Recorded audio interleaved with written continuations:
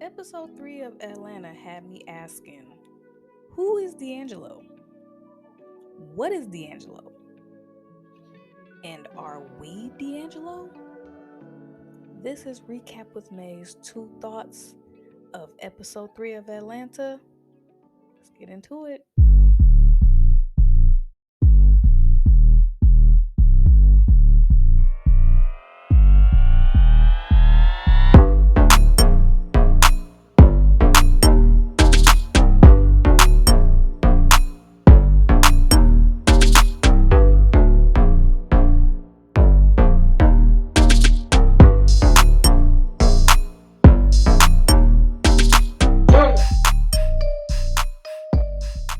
Hey y'all, welcome back to Recaps with May, and I'm May. And here on this channel, I like to do my two thoughts.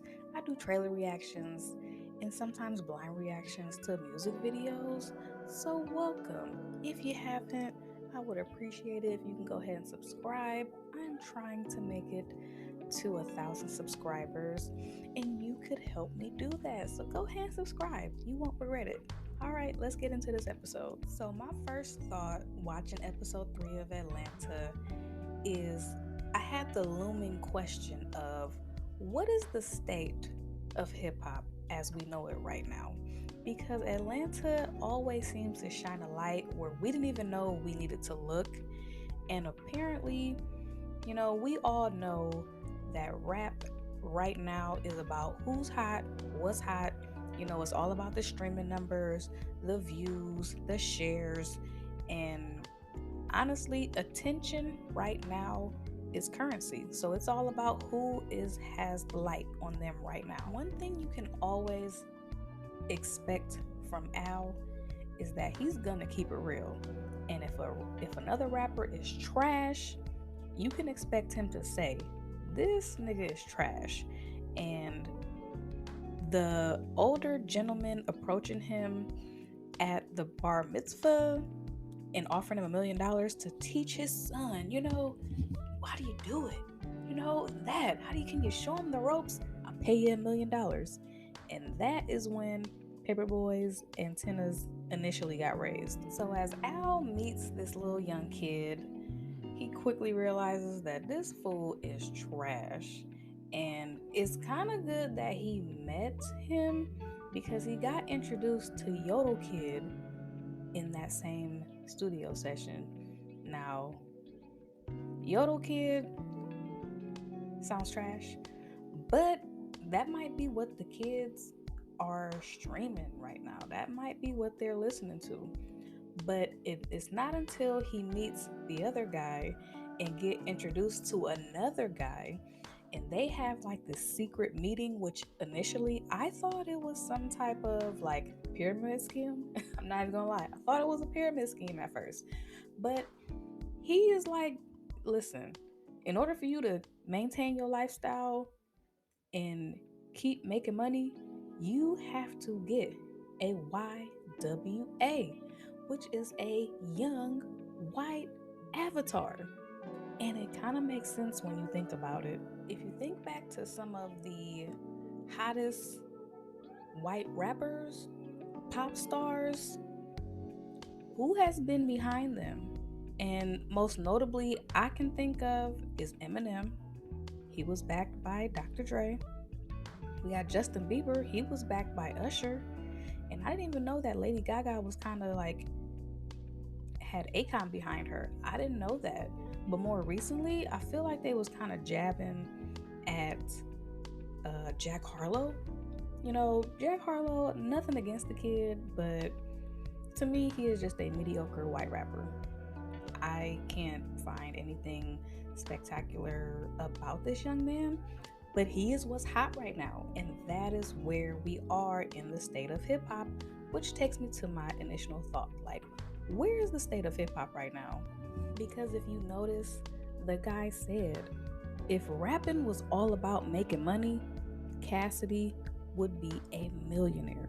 Which, not to say that Cassidy is broke or nothing, but the boy can rap circles around your fave right now. Cassidy can rap circles around my fave right now. The boy is good. And the fact that he is not plastered in everybody's streaming or on, he's not trending or anything, shows that the state of hip hop is really all about what have you done for me lately? Who's hot right now? Who is at the top of the charts of streaming right now? Which, it's a sad place that this is where we're at, but the real people who know good music, they still listen to good music for sure. Now, my second thought for this episode was the whole D'Angelo plot. And for a hot second, I just knew this shit was screaming scam. It's a scam. It's a scam. And then I was like, is it a cult? Because, first of all, Earn pulled up to a rallies, which, if you are in Georgia, ain't no rallies in Georgia. They are checkers. So the fact that he got there, went to the back door, and the freaking D'Angelo sign was upside down, like, I would have walked away. But of course, Earn is going to see this through. That's the one thing about him. He's going to see it through. Earn is waiting around for days trying to find out how he can meet D'Angelo.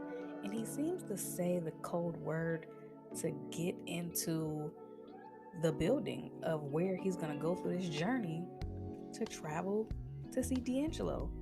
And side note, how is he always willing to go through these dark places which seem like to be like a portal to another side of something? Why is Earn so quick to just do this? I don't know. He's there. He'd been there for days. I thought it was pretty funny that the guy offered him water, and it's Dasani because, Dasani has that reputation of being trash. He finally gets to the other side, and I love how the show is not showing us if this is D'Angelo or not. I thought it was. I really thought it was, because as y'all remember, a few years ago, a picture of D'Angelo showed up, and it's looking like he picked up a little weight, which is like, whatever. He just living his life. So for them showing shots of this person behind, I thought it was D'Angelo, and I'm like, how dope would that be to have the actual D'Angelo there in the episode? But of course it's not. And another side note, how is he eating a peanut butter, chicken skin, and a little bit of Lawry's sandwich? Like, that just, my stomach started bubbling instantly when I saw that shit. I was like, no, what the hell are you doing? This man offers him some words that sound like they come straight out of a cult book. And he lets him know, like, yeah, it's a network of men, women, and D'Angelos, and you have made your transition. And it was funny him doing the whole peanut butter thing over his forehead like the Lion King. This was some type of, I don't know what this was. I don't know what was going on. I was just here along for the ride.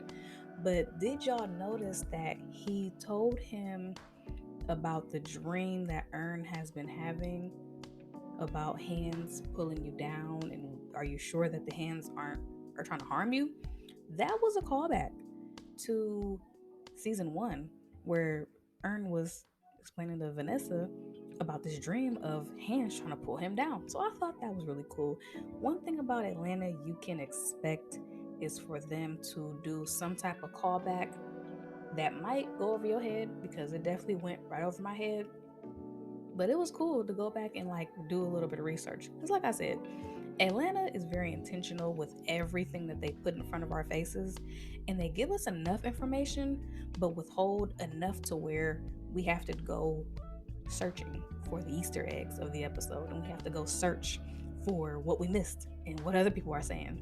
So what did y'all think about this episode? I rated 5 out of 5 stars. I love it. I am taking whatever they're going to give us each episode of this final season. So let's chat about it in the comments. Before you head on out, go ahead and subscribe if you haven't already, and I will see y'all on the next one.